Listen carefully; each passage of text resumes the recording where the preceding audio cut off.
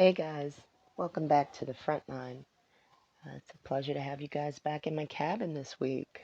Much love to you all. Come on in and pull up a chair. The title this week, you can see, as promised, I told you guys the last week that we would be discussing this deity that the Israelites kept,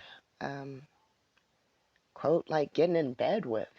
They just kept coming back to this one deity. And I think I know why. Thanks to a little help from Naomi. It was like honey to their what did she say? It was honey to their ears. There's a verse that tells us this, that uh, the men really loved this teaching, right? And I think I see a pattern as to why. I think this is going to be a two-part series though, guys, because I don't want to get too far. I don't want to throw too much at you guys in one sitting. I want you guys to hear the first half, kind of meditate on that, and then we'll get to the second half, because in the first half of the series, I want to show you guys who Baal. I ain't gonna give it too much of too much practice on that name because I could really care less. Um, But so whether I say it right or not, I do apologize to you guys. This deity is really not that serious to me, so I'm not going to sit up here and practice the pronunciation of this deity's name. It's written, so you guys have seen this before. You've seen this written in the Torah, I'm sure. And I never took the time to really research this deity, but it came up in last week's study. Okay, guys. In last week's study, we talked about the golden calf, we talked about CRISPR, and we talked about the bowl that they're making, right? And so naturally, I wanted to dig a little more on that bowl, right? According to Naomi, it's called the solar deity, the solar calf deity, right? And I wanted to just dig a little more on that. And in this first half, we're going to talk about is BAAL in your home? And then in my second half, I think I'm going to title that, Who Gave You the Right to Rule? Okay, guys? It's really, really important that we talk about that, because I think that there's a verse in Genesis 3 that uh, we have not absorbed the correct way. There's a couple of verses in the Torah to me that we did not absorb the correct way, including myself before I got this understanding. Okay, guys, so this is not to belittle anyone. This is, like I said, my understanding comes from the Creator. This is not my own understanding. My own understanding had me misinterpreting the scripture as well. Okay, but there's that verse in Genesis 3 where the Creator says to Eve, He's telling Eve this. He didn't tell Adam this. He didn't say, you will rule instead of her. He told Eve, he will rule instead of you. Now, why would he say that to her? He had just raised her up to the mother of all the living, and yet Adam is supposed to rule instead of her? Does that make sense, guys? No, it does not. That's why when Adam came into the world, he made these doctrines that supported his rulership. Okay, guys? And I'm going to prove this. I'm going to prove to you guys that this headship, remember, all of this stuff is linked to the church in some way or form. Marriage, right, guys? This headship that they have deemed over women, I can't see, not in the Old Testament, anything that deems that this headship is supposed to be there. And I think that this headship comes along with the Baal worship, guys. And Torah is showing me this. Etymology is showing me this. And Ezekiel 18, what's coming isn't it sounding like it's for the men? So why are the men going to be punished, guys? Is it because they've been ruling without a right to rule? Is it because actually when the Creator said, cleave to your wife, that was the woman supposed to teach, guys? Is that why that book that Josiah found when they raised the temple, that apparently nobody was going to, and nobody was reading the book, so nobody was practicing, guys, what we were supposed to be practicing? They were just running amok. Josiah finds a book, and he says, take it to Huldah. We need to know what's in that book. Not to one of the prophets at the time who were contemporaneous with her, which would have been like Jeremiah, Ezekiel. He didn't say take it to them. He said take it to Huldah. Okay? Deborah, the first judge, sounds like Basora.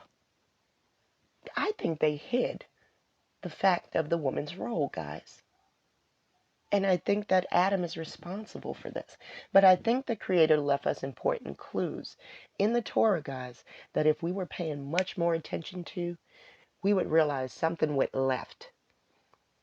That this headship and that this dominance in the home, look up rulership, look up dominance. All of this stuff is supposed to be feminized words, guys. And inheritance is the feminine root word, guys. Inheritance. I showed you guys who's supposed to inherit the blessing. Sarah. But guys, I don't want to get too far ahead into that. I just want to show you guys first this week. Let me stay focused, guys. Sorry, Shamar went off on a tangent. I'm getting too far ahead, guys. First, I got to show you BAAL. Okay, guys? Because until you recognize something was going on with BAAL, you won't recognize this headship that I'm talking about, guys. You're going to have to see it for yourself. And then this will explain why the men are punished so harshly when the Creator returns. Have you been oppressing women? Is this what the Torah is showing me, guys? I showed you guys that the true matrimony was conception. So who made this matrimony up that we're dealing with now? Who told you had to go down to the state, get a license? Who told you had to take his last name? And then essentially, is this idol worship, guys? Did we put a man, ladies, before our Creator? And we didn't even realize it? I'm trying to dig myself out from all of these lies. And what I'm finding is guiding me to that, guys. And this is why the ladies return. Because you should have never been seeking the adoration and to bow your knee to a man. Esther, Mordecai, according to Naomi's on fire, guys. Naomi's over there talking about alchemy, which alchemy ties into the golden calf. If they threw gold in the fire and a calf came out, it didn't sound like anybody handmade this calf. It sounded like they threw the gold into the fire and out came a calf. Did something in that fire, were they using some sort of trickery to get knowledge as to what animal to research to gain their freedom from that Y chromosome death, guys? Because that was clearly alchemy. Okay, guys, it's like wizardry. Naomi just dropped a wonderful episode about the Philosopher's Stone. Okay, so she showed us that. Then Naomi talked about Baal meaning husband.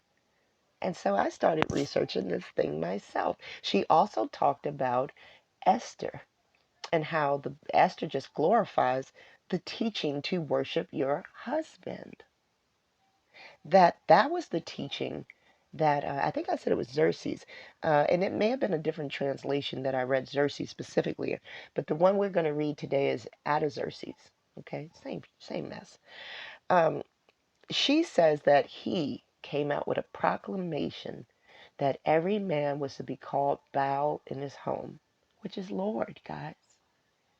And that the men of the Israelites loved this because prior to that, their women were exalted in the home. Cleave to your wife. The other nations were worshiping the husband in the home. Israel was raising up the mother of the home.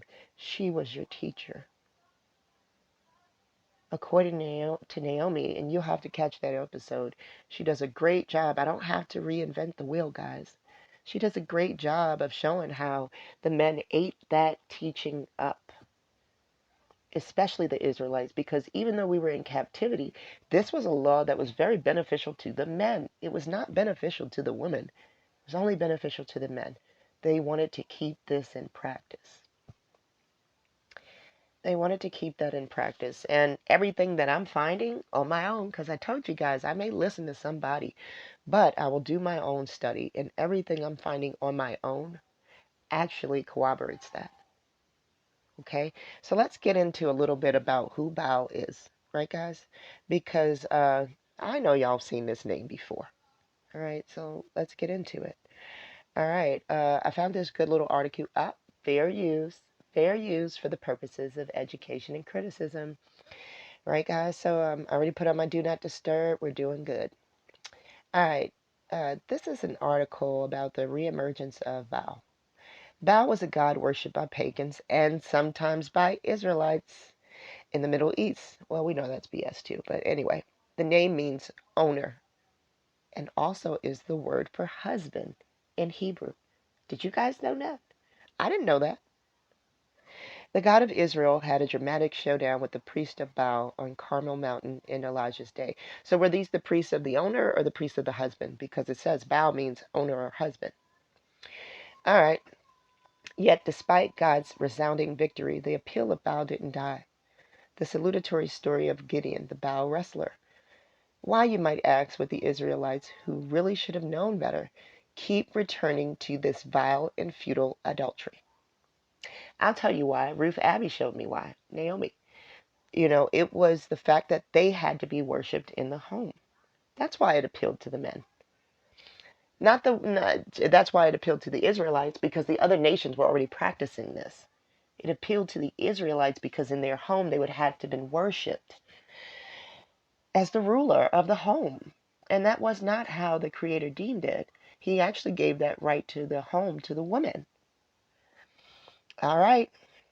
Known also as Jerubbaal. Jerubbaal. All right, let's go back to here. Sorry. The answer, I think, right? The answer, I think, can be found before Elijah's time in the story of Gideon, known also as Jerubbaal, meaning one who strives with Baal. Gideon's life leaves us with a salutatory warning that adultery is a constant danger to us all, even today. How truthful is that last statement, guys? God chose Gideon, as scared as he was, to bring down Baal. The angel of the Lord himself appeared to Gideon with the following instruction: take the young bull. Okay, it was always associated with a bull, guys. Remember last week's research. The bull, Israel always worshipped the bull, and now we know why, right?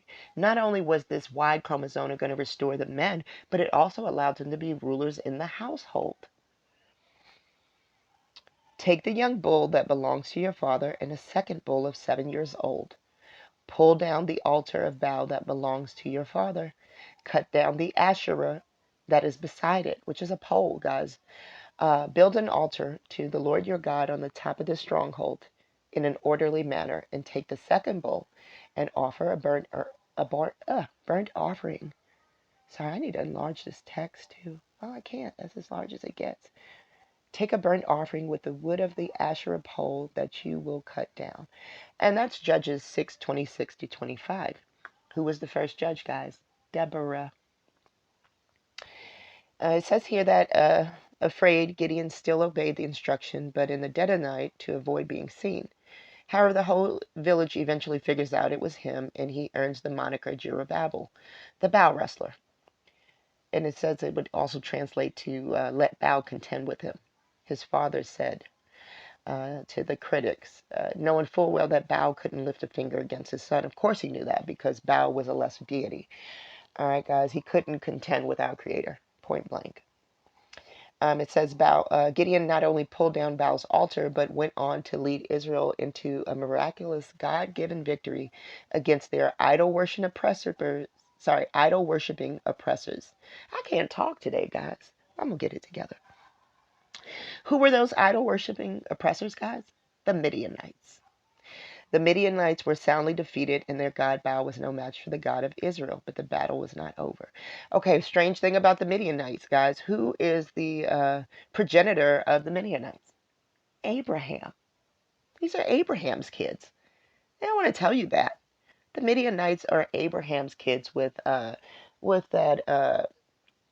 the maid that he He didn't put his faith in what the Creator told him, that he would actually have a child by Sarah, and he actually went and had was it Hagar, guys? Oh God, I don't want to throw out the wrong name, but that story, guys. Abraham and Sarah says, "Let the Creator judge between you and I," and who gets the blessing? Sarah. So clearly, these idol worshiping Midianites were not blessed. I wonder why. They were idol worshiping. Guys, they were worshiping Baal. In their homes, the husband was the Lord, guys, is what I'm reading. All right, let's keep on going. I don't want to read too much. Let's read this last sentence, though, this last paragraph. Beware the beast. If we think we are safe because we don't have a literal statue that we're sacrificing to, we're badly mistaken. Anything that we have fallen into putting our trust into instead of our God is an idol. We gravitate towards the tangible, and trusting in God is not always easy. All right, and I believe that. It says here, he says, a rabbi even warned him that the Western Wall in Jerusalem can be an idol if we pay more respect to those bricks than to our Creator. All right, guys, the holy temple that stood behind it. To be honest, guys, I don't think the Creator ever had a temple, because who was commissioned? The first person that made that first temple, in my eyes, was never commissioned by the Creator, and that was Solomon, guys. So to this day, I always ask myself, did the Creator ever find a place to rest? We'll discuss that one day, guys. All right, guys. So this little article brought us to the understanding of who Baal is. It said a solar deity, right? Let's go to this etymology right here, guys, because this is the etymology of Baal. It says here, Baal, name of a Semitic solar deity, worshipped especially by the Phoenicians and the Carthaginians, with much license and sensuality. It says later the biblical from late Latin Baal, Greek Baal, from the Hebrew Baal, literally owner, master, lord. A title applied to any deity, including Jehovah, it says, see Hosea, but later a name of the particular Phoenician solar deity from Baal he took possession of. Also, he married. What did he take possession of, guys? Can you tell me? What did he take possession of? Did he take possession of the fact that the seed is her seed? Did he take possession of the house, the inheritance? Could it be? What did he take possession of? What did he marry? The Creator says that in conception you marry. So all of us with a couple of baby daddies have committed adultery, guys. I'm sorry to say it. We thought it was okay to marry and remarry, and according to their matrimony, right? But it's not the way the Creator deemed it. Once you begin to look into these root words of the Torah, guys, this is what I'm finding. So if this translates from into he took possession of and he married, right?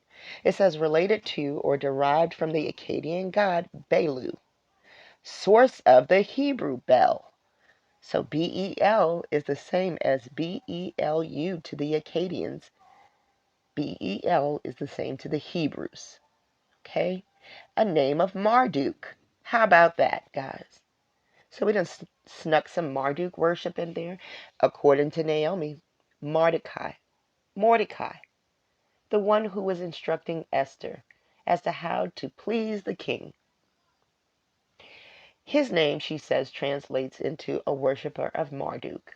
So isn't that funny that we get to see that name right here, Marduk? Then we got the story of Esther tying into this, guys. All Esther did was to be the first Hebrew woman to worship Baal. And we didn't even realize that. Mordecai taught her to worship her husband, who also happened to be the king, who also sent that edict out to his whoever he was king over at the time. All right, and if he was the Persians, we know that the Persians supposedly tried to rule the whole world. So the whole world was being instructed that in the home, the husband is Lord. I'm going to take you to that story, guys, probably next week. I don't want to make this episode too long. So this episode will try to focus more on BAAL. But all of the BAAL ties together with that story that we'll get into next week. All right, guys. It says here it is identical with the first element in Beelzebub and the second in Hannibal. Hannibal means grace of Baal, and Hasdrubal means help of Baal. Remember, the woman is the help. Actually, the woman is the easer. But here they want you to beg for Baal's help. The name has been used figuratively in English for any false god. Baal is a false god. See that, guys? It's used figuratively. Okay, Beelzebub was attributed to Baal. That's found in the New Testament. The Lord of the Flies. The deity is said to have been worshipped as having the power to drive away troublesome flies. Isn't that what a fly swatter, guys, can do? All right. By later Christian writers, it was often taken as another name for Satan. All right. Though Milton made him one of the fallen angels. Baal being originally a title. Baal was a title, guys. It meant Lord. Seth was the first person to call on the Lord. Who was that? None other than Adam, guys. I'm going to show you that. He's the father of the patriarchy. I forgot, guys, when we were looking at Adam's genealogy, not only was he the first prophet of Allah, he was the first patriarch. Who made him a patriarch? The Creator said he was going to return to dust. Did he make himself a patriarch? We're going to get into that next week, guys. And is this what all the men have followed since? All right, Beltane. All of this is related to the word Baal, guys. So you guys got to get into an etymology study of the word Baal and Lord and husband, guys. All right, they're all translating to the same thing for me. Let's go ahead. What do we have here? Not quite sure. Esther. Well, Esther is in here, guys. I almost want to read it. Look. Artaxerxes, which reigned from India even unto Ethiopia. Well, guys, didn't I tell you that Ethiopia's ancient spelling had an A in front of that? So it was really Aethiops. And who did I tell you guys name linked to Aethiops for me? An Aesop. Remember, I told you that this king's edict reminds me of the sour grapes that the Creator keeps saying that the men ate and that they've passed on to the kids. Is this the sour grapes, guys? Is this what Xerxes told everybody they were supposed to do? To shift the woman from being the instructor in the home to the man? So is this why we have the trouble we have? And is this why all the men are wiped out, guys? I'm trying to tell you, only a tenth is left. Okay, guys? All right, I don't want to get into Esther this week. I want to save Esther for next week. So what do I have here? Sorry, guys, when I pull these pictures over, this is about the sour grapes. We're going to get into that next week. I want to focus only on Baal this week. Okay, guys, so sorry that I have pulled in so many of the ones up here at the top, but I want to show you guys how this Baal is linked to... Okay, let's go back to the inheritance, guys, right? The inheritance. All right, I went to the Strong's Concordance, right? Possession, property, inheritance. What did it say a little while ago that Baal meant? To take possession of, right, guys? But possession is supposed to be a feminine root word. Inheritance is supposed to be to the woman. Remember, epigenetic memory is passed down maternally, guys. It's not passed down paternally. So if the Creator has something that he wants to be passed down in an inherent way, it has to go through the woman. It cannot go through the man because the Y cannot pass anything down epigenetically. Only the mitochondria, guys. This is why this is a feminine root word, guys. This is what the men have hidden. That is actually the woman that passes down something epigenetically. It says right here. Let's see it. Let's see what Strong's Concordance is saying. All right, the Strong's refers to this as nakala, meaning possession, property, inheritance. Part of a speech, which is a noun that is feminine. Says here, and I'm saying it wrong, it should be nakala. All right, possession. It reminds me of my sister's name, Nakia. Anyway, possession, property, inheritance.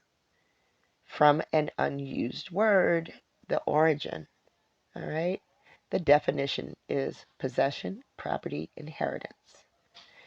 Says here the NSB translation that it is a gift. It gives heredity. What did I tell you guys? I'm glad that word heredity is in there because you know what heredity is? That's passed down epigenetically. You inherit. Okay, guys? Heredity. That's passed down from your mother. Heritage. Heritages. Inheritance. Inheritance is portion, possessions. These are all words that are translated from this word here, okay, guys? Let's go to Brown's Driver Briggs.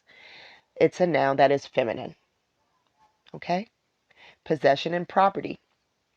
It says here, inheritance, originally a gift, late Hebrew, all right? It says here that you can find a mention of this in Numbers 18. So, guys, get busy. Start looking up some of these scriptures and tying them together with this root word.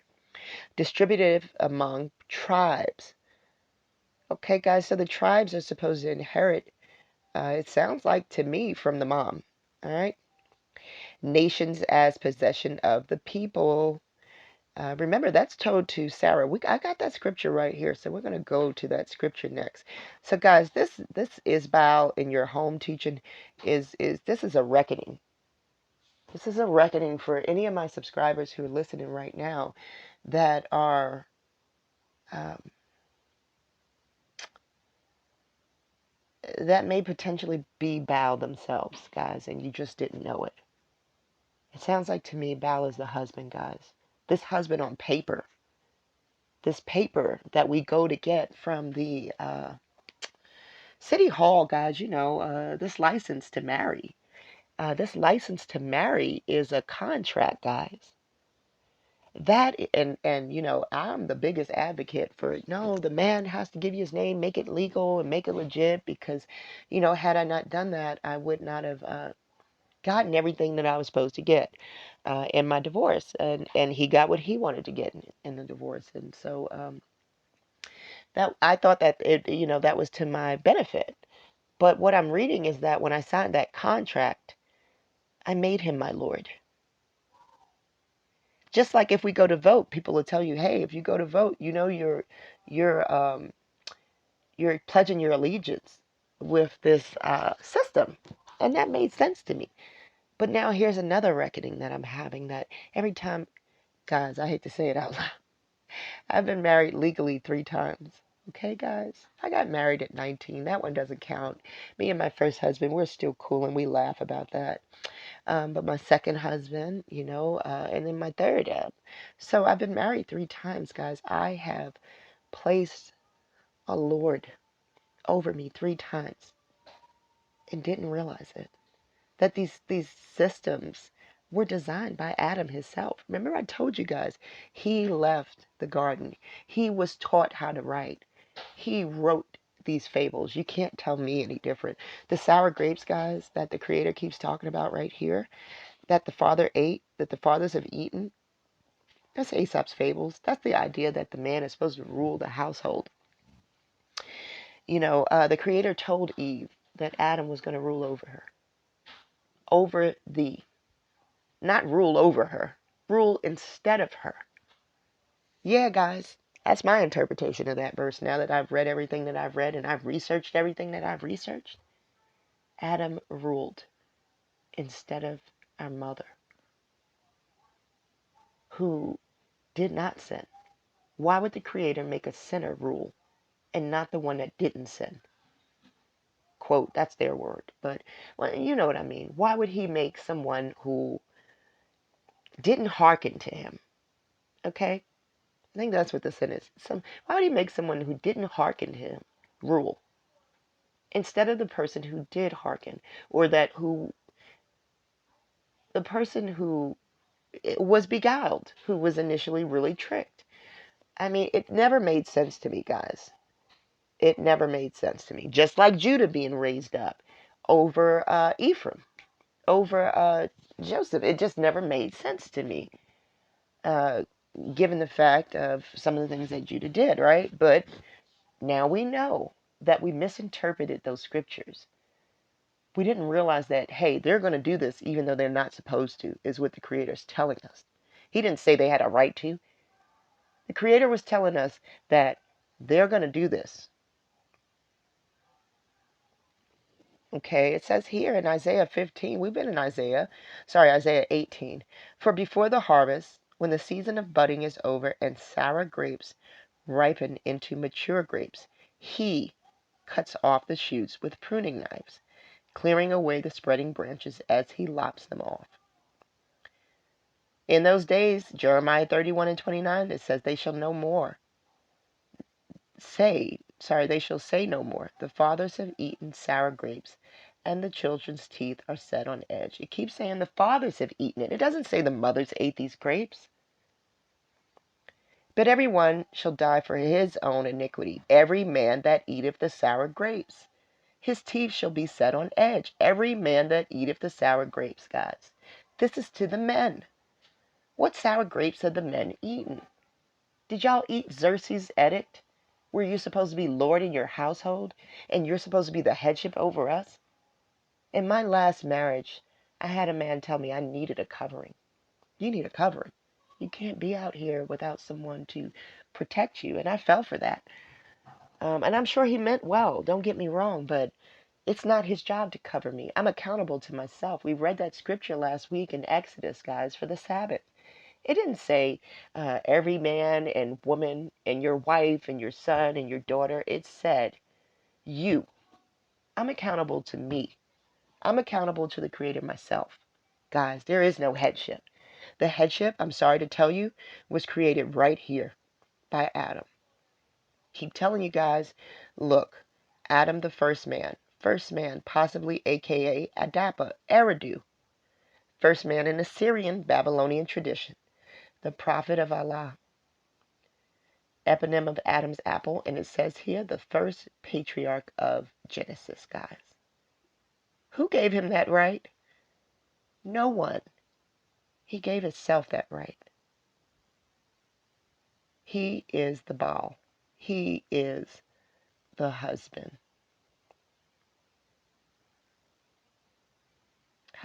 BAAL was a god worshipped by pagans and sometimes by Israelites.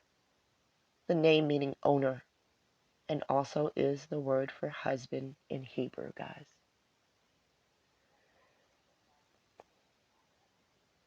We had it all wrong.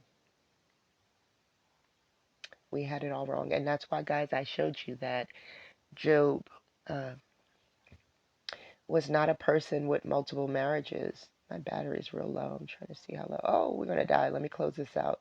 Much love to you guys, and thanks to tuning in. Next week, we'll reshoot that promise episode that I told you about. Take care, guys.